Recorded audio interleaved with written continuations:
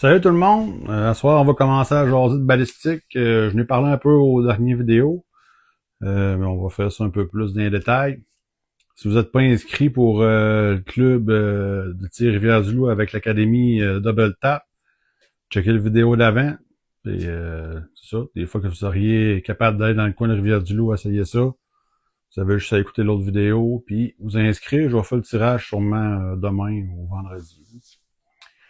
Bon, fait qu'on commence à jaser de balistique. Ce que j'ai fait, c'est que j'ai pris, dans le fond, ma 6 d'achat que je tire présentement dans mon Strela, puis j'ai rentré toutes mes informations, on va dire, de aujourd'hui, parce que la météo change à tous les jours. Euh, c'est ça, j'ai rentré toutes les informations. Je vais vous expliquer les informations une par une.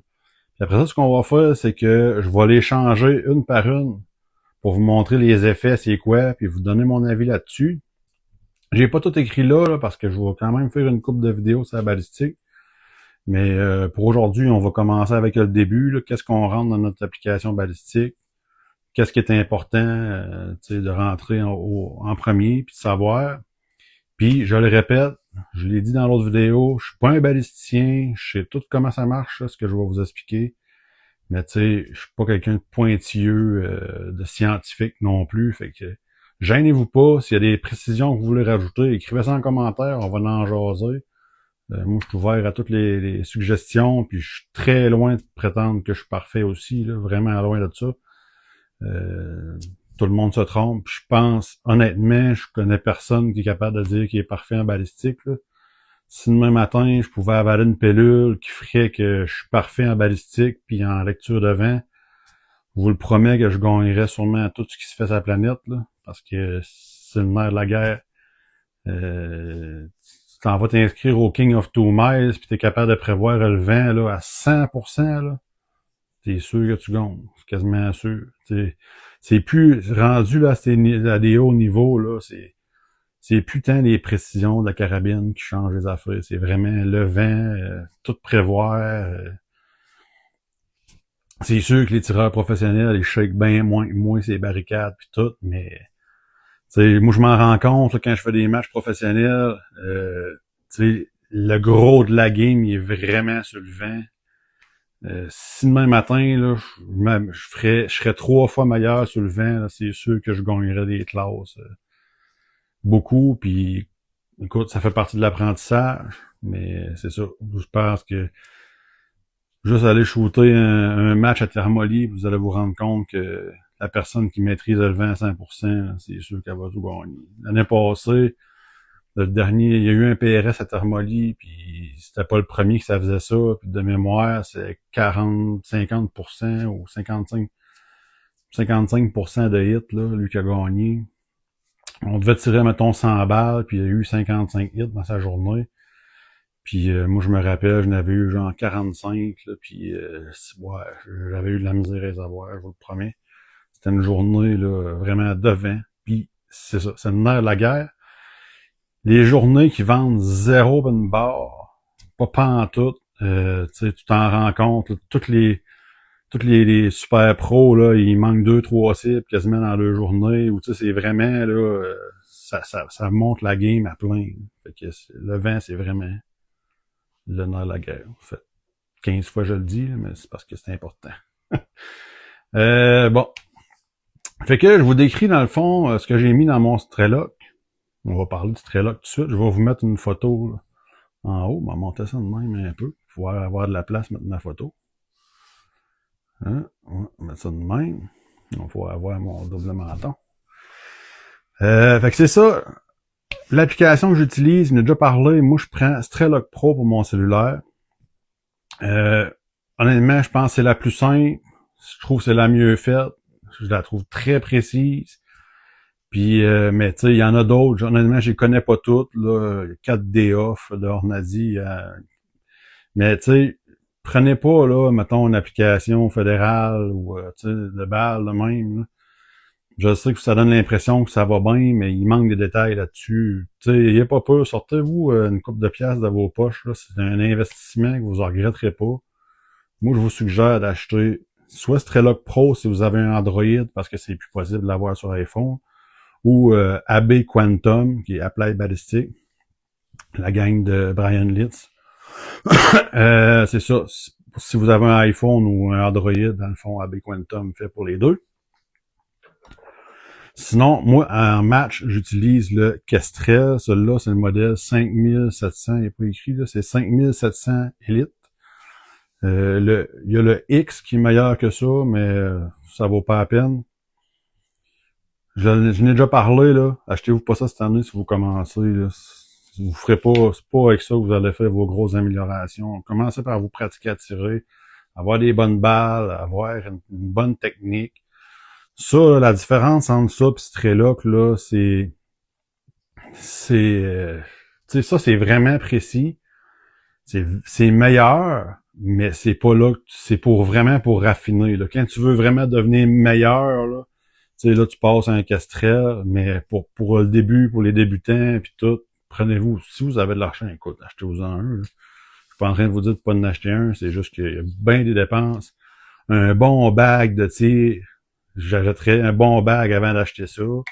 J'achèterais, tu sais, je me permettrais d'avoir un bon télescope. Ça vaut à peu près 1300 pièces.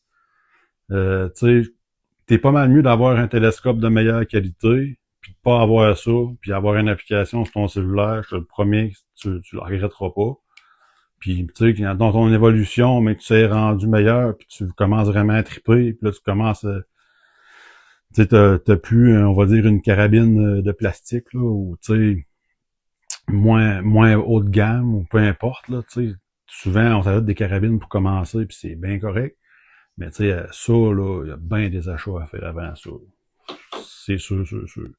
Fait que moi, je vous recommande juste de même pas y penser. Si ça fait des années que vous tirez, vous avez déjà tout votre stock, ben, tu sais, c'est une belle ajout. Mais, sinon, comme je vous dis, c'est pour aller chercher les poils de cul de plus pour être compétitif. Encore là, ça dépend tout le temps du budget.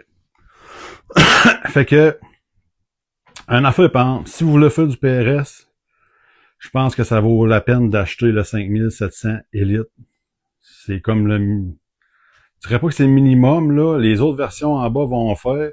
C'est juste que quand tu commences à vraiment triper puis à vraiment trouver ça, y aller compétitif un peu puis vraiment embarquer dans le game, là, le 5700 Elite, il te permet de prévoir des stages, d'en rentrer plus d'avance. Des fois, on en reçoit les cahiers de match la veille d'un match professionnel. T'es capable de rentrer toutes tes stages, t'es capable de rentrer 50 carabines genre différentes avec 25 boulets chaque. T'es capable de faire beaucoup plus d'affaires comme ça avec le 5700 Elite versus, comme j'ai un de mes amis, l'autre version 5700 comme ordinaire, ou même la version peut-être avant ça, lui, il peut juste rentrer une correction à la fois. Moi, je peux rentrer 10 cibles, mettons. Je peux rentrer ça à l'infini. C'est vraiment un gros plus quand tu commences à en faire. Des fois, pay once, cry once. Moi, je vous recommande de pas en acheter ou d'acheter le bon tout de suite. Bon, fait que ma 6 d'achat, ce que je tire présentement, c'est le boulet Ornadi 109 LD Match, en 6 mm, bien entendu. La vitesse l'autre que j'ai présentement, c'est 2870 pieds secondes.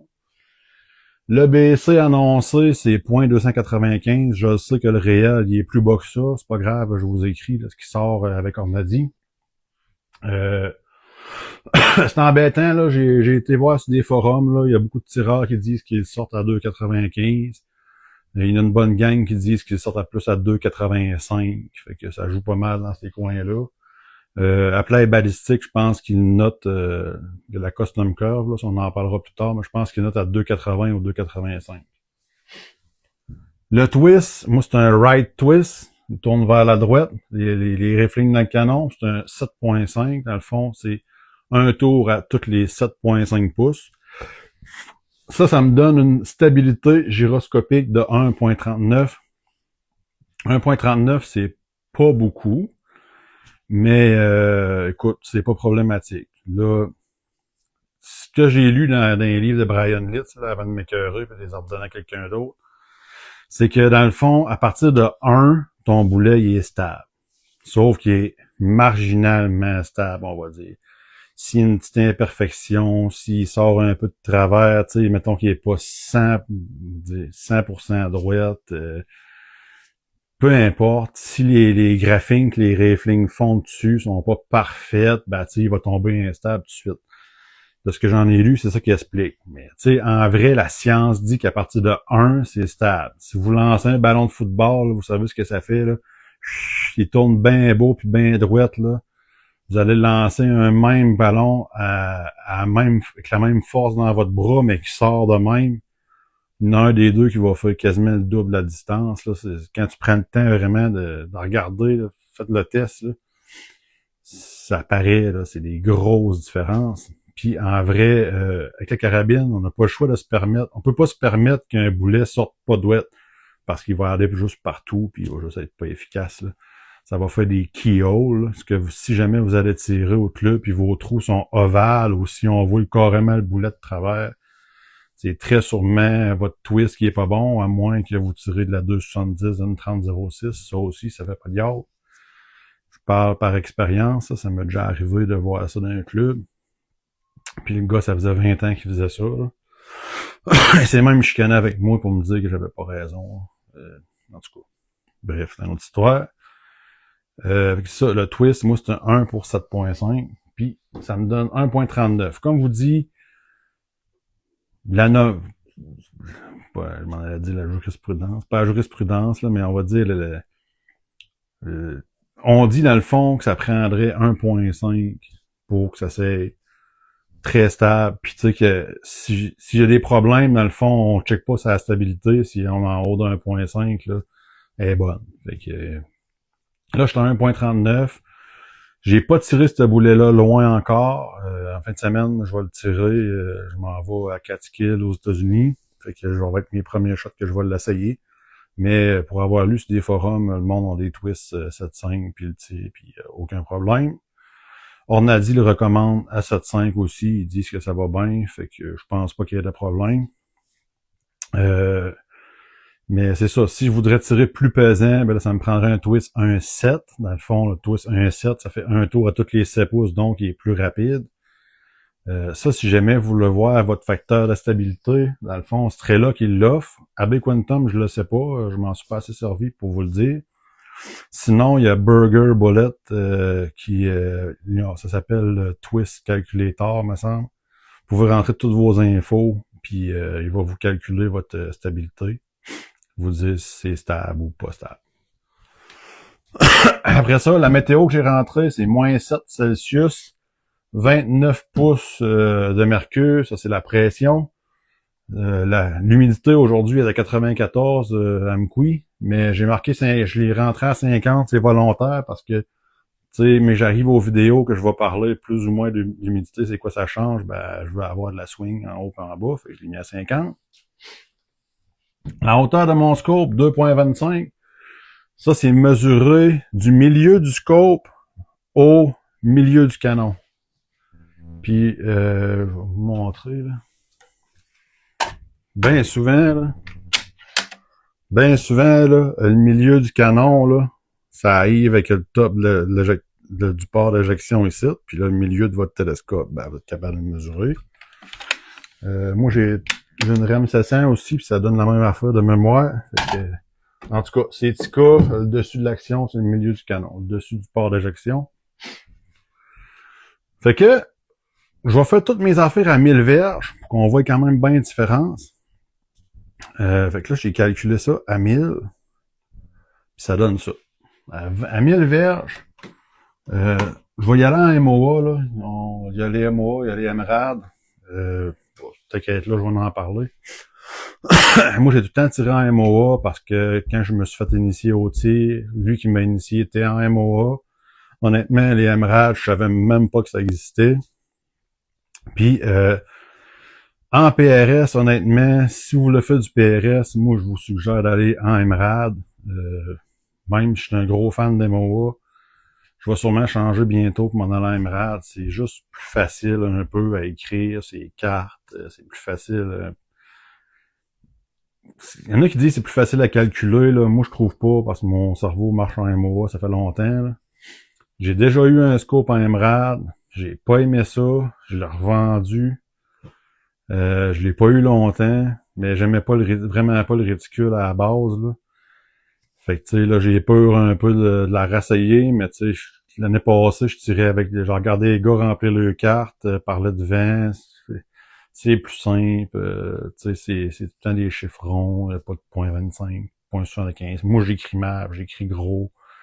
Fait qu'en MOA, c'est tout le temps plus de chiffres. Honnêtement, c'est vraiment ce bout-là qui me tanne. Sinon, les calculs, ça se fait bien dans ma tête, ça change rien, puis mon cerveau marche en MOA. Il y a le fait aussi, ça dépend de la discipline de tir que vous faites. C'est sûr que si vous allez en F-class, moi, je vous conseille de rester en MOA. En vrai, aller en MRAD, c'est pas une bonne idée, là. Allez-y en MOA parce que les cibles sont faites en MOA. Un MOA, en passant, c'est quoi? C'est 1.047, si je me trompe pas. On va dire 1 pouce à 100 verges, c'est 1 MOA, une minute d'angle. Minute off angle, MOA. Puis MRAD, c'est milliradian. C'est 1 milliradian, c'est 10 cm à 100 mètres. Fait que 0.1 égale 1 cm. C'est sûr que, tu sais, c'est plus facile à diviser en 10, puis versus, là, tu tombes pas dans les virgules, puis dans les pouces, puis dans les pieds, puis dans les verges. Mais c'est comme je vous dis, moi, ça, j'en ai jamais souffert, là. Mon cerveau marche en pouces, puis, mais après ça, ça devient une unité de mesure comme un autre. Fait que, il y a moyen de s'organiser pour les deux. Quand vous allez arriver à Valcartier, à peu près 90% du monde vont vous parler en MRAD. Fait que, tu sais, c'est sûr que si vous arrivez là, puis là, ouais, c'est quoi ça, tu connais rien dedans, puis là, comment le vent, comment j'ajuste ça à peu près, tu sais, un MOA à gauche, puis le gars va te répondre parce que lui, il parle en MRAD, il va commencer à calculer, puis ça marchera pas, là, tu sais. 90% du monde, comme vous dites, sont en MRAD, il y a juste moi, mon partenaire, dans le fond, tous les gars de la Gaspésie, qu'on est encore en MOA, là, faut croire qu'on est tout le temps un peu en retard, hein. Fait que, mais on est heureux de même, c'est pas grave. Fait que c'est ça. C'est ça pour les MRAD, pour les MOA. Aujourd'hui, je vais vous parler en MOA. Honnêtement, ça change pas grand-chose. C'est juste que je suis habitué avec ça, puis mon strat là qui est calibré avec ça pour l'instant. Fait que, à 1000 verges, ça me donne 28.1 MOA up. Je suis ajusté à 100 verges, hein, mon zéro, en passant. Bon, on va en parler tout de suite, du 100 verges. Il y en a qui disent, bon, on va me zéroter à 200, on va me zéroter à 300, on va me zéroter à 100, 200 c'est meilleur qu'à 100. Mon avis là-dessus, là, c'est que zérotez-vous à ce que vous voulez, mais quand vous allez le faire, là, si vous zérotez plus loin que 100 verges, puis il y a du vent, ben, tu sais, c'est de la merde. C'est plate, là. Mais, tu sais, s'ils ventent, là, rien qu'un peu vers la gauche, puis là, toi, tu te zérotes de même, ben, en vrai, ton zéro, il est sûrement off un peu. Quand tu es à 100 verges, ben, tu réduis ces probabilités-là. Tu sais, tu vas avoir peut-être du vent, mais sur 100 verges, tu sais, ça va moins affecter ton tir, c'est sûr. Moi, je le sais, j'ai 2-3 spots là pour aller tirer, puis j'ai un spot qui j'ai 250 verges, puis ils vendent tout le temps. Fait que tu sais, ils vendent tout le temps, en plus 90 degrés à moins. C'est de la merde, tu sais. Fait que je pourrais me zéroter à 250, je voudrais, ça ferait... En vrai, c'est des poils de cul de différence, là. Honnêtement, je trouve que 50 verges, c'est... Là, je vous parle pas de la chasse, là, puis de vos calculs que vous faites pour la chasse. Je vous parle pour la compétition, puis pour tirer loin. 50 verges, selon moi, c'est pas assez. Ça, c'est mon avis. Pourquoi? Parce que je pense que c'est pas assez. Je pense que c'est 100 verges idéal. Fait que c'est ça. Alignez-vous comme vous le sentez. Moi, j'ai tout le temps ajusté ça à 100 verges. Puis, je pense pas changer ma méthode, honnêtement. C'est sûr que je tombe à MRAD, moi, me mettre en 100 mètres. Fait que, mais ça rendu là, tu sais, ça change pas grand-chose. Moi, j'ai dit à mon calculateur que j'étais 0 à 100 verges. Si je tombe à MRAD demain, je pourrais dire... moi, je pourrais mesurer... Tu peux mesurer à la cible, si t'as 91 verges, ben, zérote toi, puis fin de dire à ton calculateur balistique que t'es zéroté à 91 verges. Lui, c'est sa job de penser après. T'sais, si vous avez juste une place qui a 95 verges, ben, prenez-la, puis allez-y avec ça. Ça va faire la job pareil. C'est juste qu'il faut vous rentrer à la bonne affaire dans votre calculateur. Ça, je vais le répéter, puis je vais le répéter, puis je vais le répéter. Là. si vous rentrez de la merde dans ce calculateur-là, vous allez faire juste de la merde, ça, je vous le promets. C'est sûr, c'est le défaut des calculateurs, mais en vrai, il n'est pas supposé de penser à ta place, c'est toi qu'il faut qu'il pense. Il faut que tu le remplisses comme du monde. Pour ça que si c'est votre premier PRS, moi je vous conseille de vous trouver un petit mentor qui a déjà fait ça un peu, qui tire loin, puis tu sais, qui veut juste comparer ses chiffres avec les vôtres pour être sûr qu'il vous a pas arrivé une gaffe. Puis c'est ça. Je pense que c'est important. Bon, je suis déjà rendu à 20 minutes, fait qu'on t'avait de couper ça de là. Je t'ai rendu au bon à 0, ok. 0 tasse en verge. Fait qu'à 1000 verges, on va finir là-dessus. Ça me donnait 28.1 MOA, 0.5 MOA vers la gauche. Pourquoi 0.5 puis pas 0? Là, il n'y a pas de vent. J'ai mis 0,20. C'est parce que le twist de cette 0.5, il tourne. Ce bord-là. Je vous ai dessiné la flèche, là. Ça tourne comme ça. Fait que lui, là, la balle, elle s'en va vers la droite en sortant à cause que la balle, elle a grippe dans le vent, on va dire. Un peu comme une balle de tennis ou un ballon de soccer, bien swingé. Fait que pour compenser que ça s'en va vers la droite, puis nous autres, à 1000 verges, il faut mettre une demi-MOA vers la gauche pour compenser. Après ça, si je mets 10 000 à l'heure de vent de même, 28.4, 7.6. Là, vous allez dire, pourquoi que 28.1 avec 0 vent, puis 28.4 à 10 000 à l'heure de vent par là? Pourquoi? Il n'y a pas de raison, tu sais, c'est 1000 verges encore. La raison, c'est à cause du aérodynamique jump. On va vous l'expliquer. Mon boulet, il sort en tournant de même. Là, le vent, il arrive de ce sens-là. OK? Il vente de même. Ce vent-là, là, ce qu'il fait, là, c'est que ça fait du mal, là, on va le faire dessiner. Je trouve que ça s'imagine mieux quand tu veux le vent sur l'autre sens. On va dire que le vent est comme ça. Imaginez-vous, là, il vente comme ça, mon boulet tourne de même. Lui, là, il va grimper sur le vent. Tu sais, je trouve que ça s'imagine bien, là. Fait que, il va grimper sur le vent, fait qu'il va monter. Puis si le vent arrive de l'autre sens, comme notre ajustement qu'on parle en bas, ben il va descendre, il va faire l'envers, le vent il va frapper dessus, puis lui plus il y a de vent qui va frapper dessus, plus ça va le faire descendre. Fait que c'est pour ça que vu que ça le fait descendre, faut mettre plus de hop pour compenser le fait que ça descend. Ça c'est bien important là. Souvent le calculateur balistique quand vous allez l'acheter là, faut vous aller dans les options, puis faut vous le calculer, le aérodynamic jump, faut vous le mettre à on, parce que c'est quand même une bonne différence. Ça, là, dans le fond, ça a l'air con, mais c'est 0.3 gratis. Là. Si tu l'as pas mis l'option dans ton calculateur, c'est 0.3 de précis que tu viens de perdre en partant. Fait que je vous suggère de le mettre. Si le vent arrive sur l'autre sens, vous avez vu là, 10 000 à l'heure, 27.8. Là, il y a une plus grosse différence? 0.3? Non, il n'y a pas de plus grosse différence. 27.8, fait qu'il faut monter moins. Puis là, bien entendu, la correction. Tantôt, on avait 7.6 par là. Là, on a 6.6. Pourquoi qu'on n'a pas le même chiffre? Ben, c'est encore à cause du twist. C'est le twist, il nous en aller par là. Fait qu'on a moins besoin de s'en aller par là à 6.6. On s'en va de même de 6.6, mais il y a déjà du twist qui nous envoyait par là, fait qu'on a moins besoin, tandis que sur l'autre sens, ben c'est l'envers. Là, faut compenser pour le twist plus le vent. Fait que c'est pour ça que ça donne 7.6. Sur ça, je vais vous laisser là-dessus. Je suis déjà rendu à 25 minutes. Prochaine vidéo, ben on va parler c'est quoi les incidences de la vitesse puis du BC. Puis d'après moi, mais j'ai parlé de ça, je vais avoir mon temps en masse.